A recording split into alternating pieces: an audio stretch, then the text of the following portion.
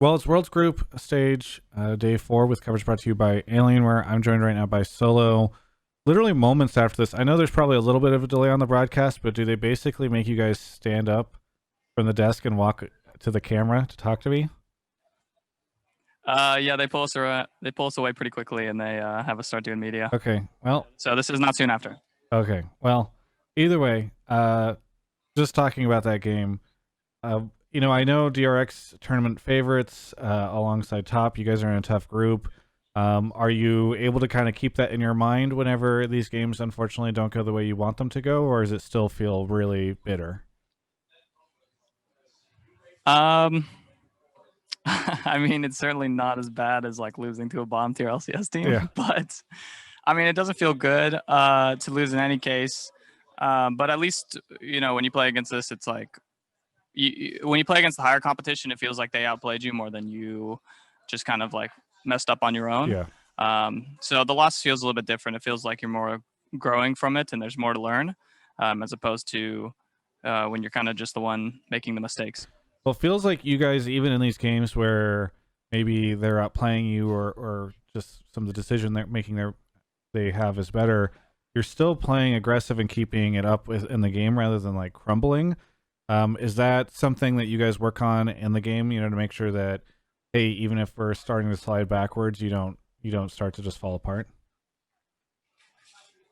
Yeah, we've tried to play our game like so far, and I think especially, I think Broxa was talking about before, just not being really afraid of losing because the expectations are already what they are. So everyone's just trying to play as loose as possible, and just try to like put up a fight because I think nobody wants to just show up and get rolled by the other teams. So we've been trying to make it as interesting as possible and play best we can.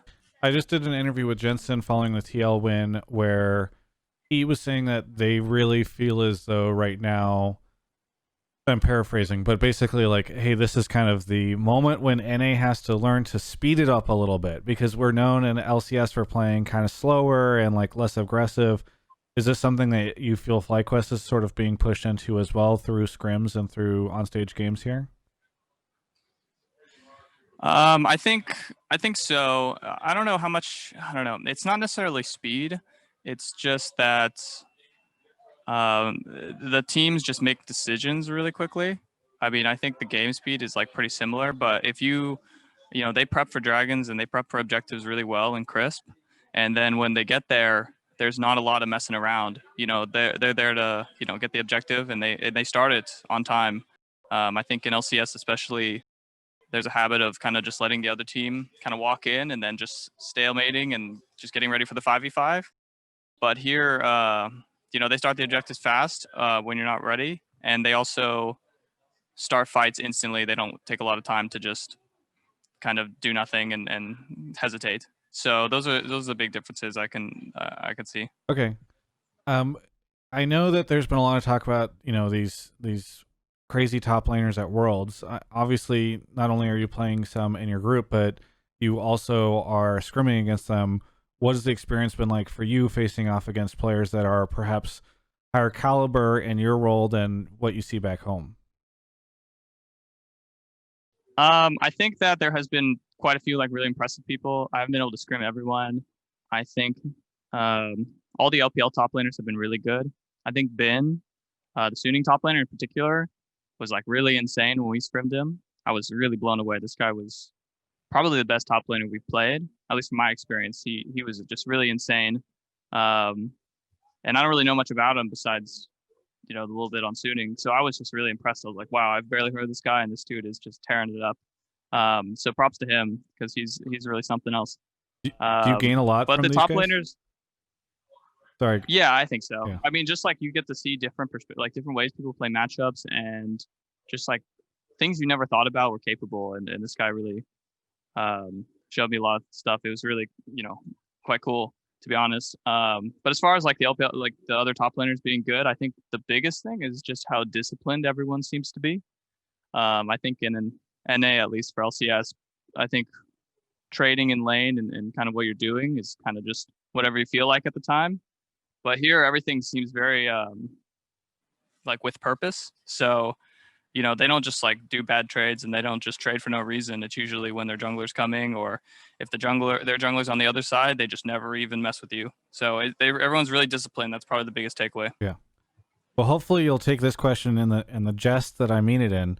But I understand you have made history at Worlds in the last game, the one that you guys won, by dying a lot. And so I don't know if this is... What was the number? I don't actually remember. I don't remember the number, but I just know that it's the most, I think, in Worlds history or whatever. So, I mean, you guys ended up winning that game, so it's all good.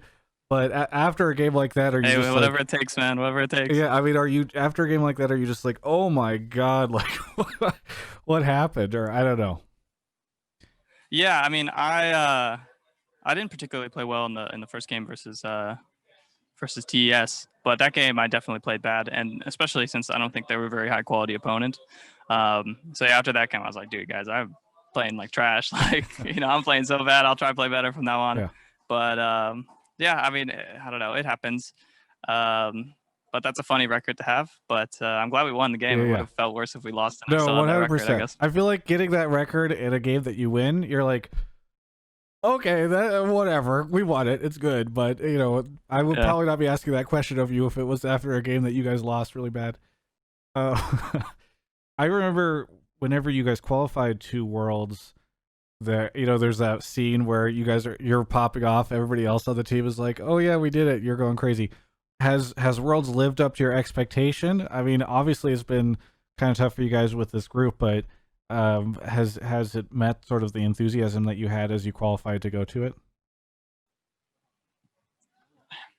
I think so in some ways. There's like a lot of weird circumstances, like obviously it'd be nice if we had a crowd and things like that.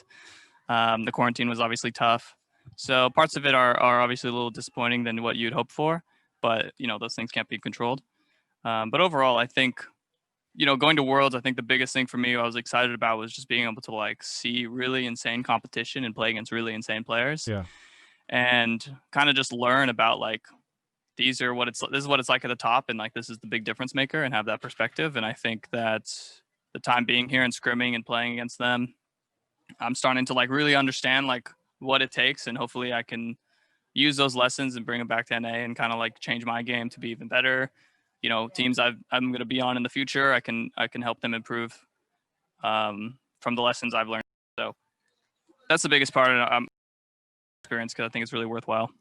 So I'm super glad to hear that you're having a good time. You mentioned the quarantine stuff, and we're running a little short on the interview time, but I know it's really tough, and I've heard a lot of the players struggled with it. I don't know how bad it was for you, but is it the type of thing where like after you go through it, does it sit with you for several days, or are you able to kind of recover from that as soon as you get out of it? I mean, I think the whole experience, like the quarantine aside, and the fact that we're like kind of in a small bubble, since they want to keep us kind of really close and contained, I think, there's definitely some mental fatigue from the whole entire experience, because it is a bit exhausting. But I mean, most of the teams have to go through it, so that's part of the aspect. And, at the end of the day, it's just a hurdle. I think coming out of it and being with your team, and they have like an amazing hotel here, and that they've been super accommodating. They've solved any problems, but I totally understand like the circumstances we're in, and how, I'm just glad they were able to have Worlds in general. Yeah. Is there anything you want to say to any of the NA fans out there, or Western fans in general, anybody watching you guys play? Damn, you guys are fucking harsh.